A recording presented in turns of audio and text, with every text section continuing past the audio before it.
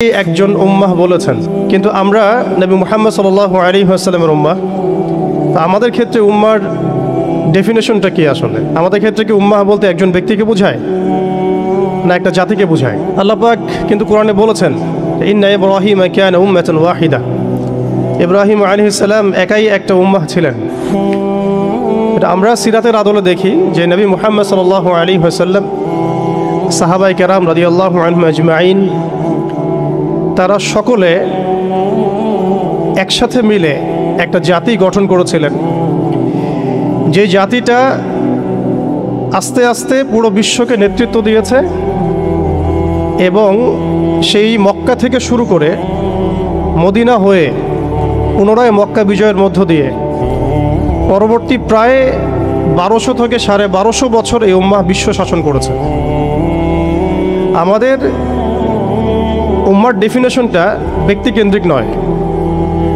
আমাদের আখেরি নবী মুহাম্মদ সাল্লাল্লাহু আলাইহি ওয়াসাল্লামের উম্মার ডেফিনেশনটা অনেক ব্যাপক। উম্মাহ বলতে তো আমাদের পুরো মুসলিম উম্মাহকে বোঝানো হয়। আমরা পুনর্গঠন চাচ্ছি কোন জায়গার? পুরো মুসলিম উম্মার, নাকি শুধু বাংলাদেশের, নাকি বাংলাদেশ সহ ভারতীয় উপমহাদেশের, নাকি মধ্যপ্রাচ্যের, না পুরো বিশ্বের? এখানে উম্মা কনসেপ্টটা অনেক অনেক ডিপ, অনেক ব্যাপক, অনেক গভীর। আর সত্যি কথা বলতে পুরো উম্মার ইসলাহ, পুরো উম্মার সংশোধন এখন ব্যক্তির উপর এককভাবে ফলাফলযোগ্য নয়। এটা পুরো উম্মা কেন্দ্রিক যেহেতু ফিকির, অতএব উম্মার প্রত্যেকটা জায়গার মানুষদেরকেই এই ফিকিরটা করতে হবে। আমরা যে দৃষ্টিকোণ থেকে কথাটা বলছি সেটা হচ্ছে আমাদের অঞ্চলে উম্মতে মুহাম্মাদির পুনর্গঠনটা কিভাবে সম্ভব। আমরা এভাবে যদি কথা বলতে চিন্তা করি যে আমি বা আমরা দায়িত্ব নিয়েছি পুরো বিশ্বের উম্মার হালত পরিবর্তন করার, এটা আমাদের উপরে যোগ্যতার চেয়ে বেশি দাবি হয়ে যাবে। এটা আমাদের পক্ষে সম্ভব না।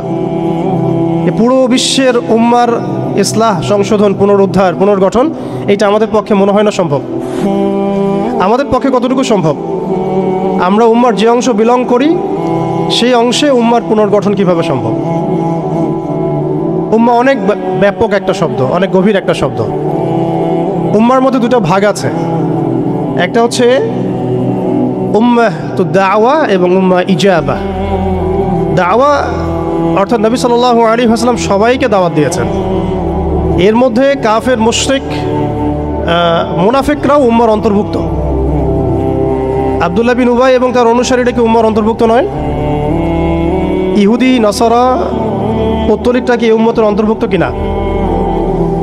তারা দাওয়ার অন্তর্ভুক্ত, বাট ইজাবার অন্তর্ভুক্ত নয়।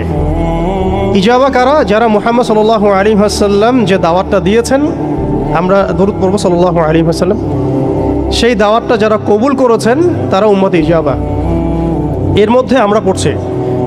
এখন উম্মতে ইজাবার সংখ্যা আমাদের এখানে কোটি কোটি কোটি কোটি সারা বিশ্বে।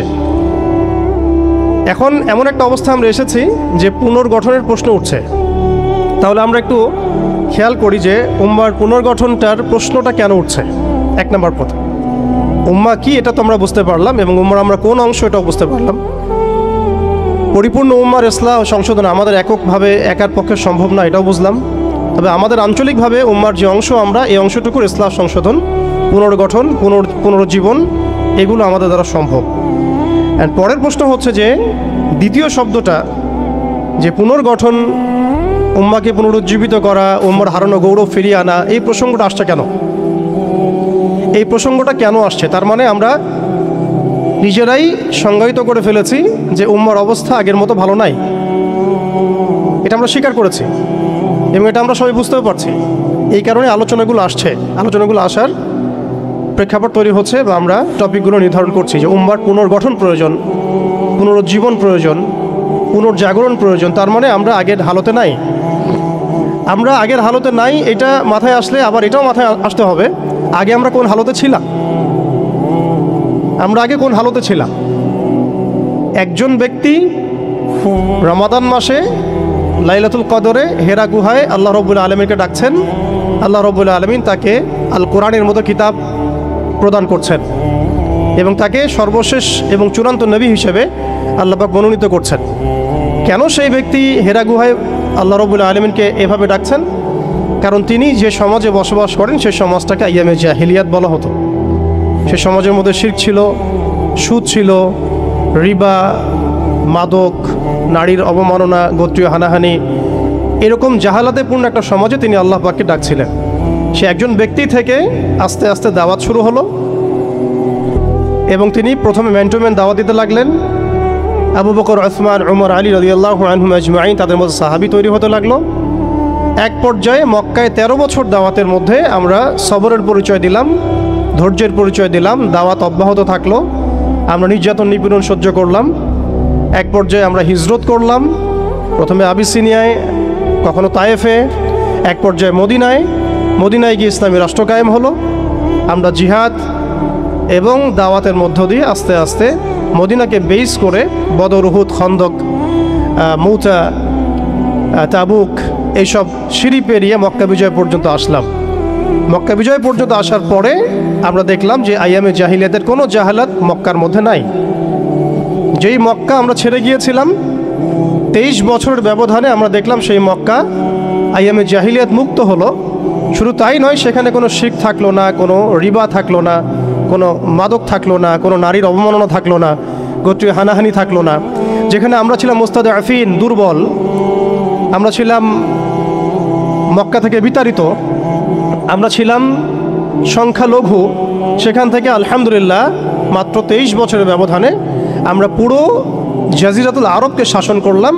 এবং সেই বেইজের উপর দাঁড়িয়ে আবু বকর, ওমর, ওসমান, আলী রাদিয়াল্লাহু আনহুম আজমাইন তারা আরও প্রায় 30 বছর ইসলামী খেলাফা বাস্তবায়ন করলেন। এমনকি তাদের বেইজের উপর দাঁড়িয়ে উমাইয়ারা শাসন করলো প্রায় 90 থেকে 95 বছর, আব্বাসীয়রা প্রায় 500 বছরের মতো। এরপরে আসলো তুর্কিরা, মাঝখানে ফাতেমিরা, আপনারা জানেন মামলুকরাও শাসন করেছে, সেলজুকরাও করেছে, অটোম্যানরাও করেছে। তো আমরা বুঝতে পারছি যে উম্মাহ এই হালতে ছিল না এখন যে হালতে আছে। এই ছোট্ট কথা থেকে আমরা বুঝতে পারলাম যে উম্মাহ একসময় বিজয়ী ছিল সব দিক থেকে, শুধু ব্যক্তিগতভাবে নয়, আধ্যাত্মিকভাবে নয়, শুধুমাত্র তাসকিয়াগত দিক থেকে নয়, শুধুমাত্র সামাজিকভাবে নয়, বরং রাজনৈতিকভাবেও। অর্থাৎ উম্মার পুনর্গঠন, পুনর্জীবন, এই যে কথাগুলো আসে, এগুলো বেসিক্যালি আমরা রাজনৈতিক টার্মিনোলজি থেকে ডিল করছি আর কি।